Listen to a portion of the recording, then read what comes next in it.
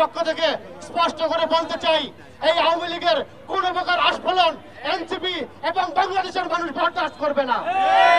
আমাদের বক্তব্য স্পষ্ট, যাদের হাতে আমাদের শহীদ ভাইয়ের রক্তের দাগ লেগে আছে, যারা আমাদের ভাইদের খুন করেছে, বাংলাদেশের গণতন্ত্র হত্যা করেছে, বাংলাদেশের এই আগামীর ভবিষ্যৎকে বিনিশ্চিত করার জন্য যারা সর্বদা বাংলাদেশের নির্যাতন নিপীড়নের রাজনীতি করেছে, এই আওয়ামী লীগ বাংলাদেশে কোনো প্রকার রাজনীতি করার নৈতিক অধিকার রাখে না।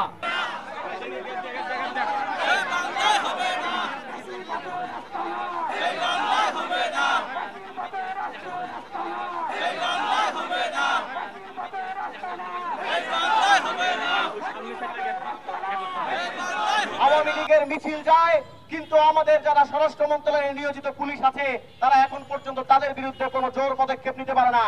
কেন?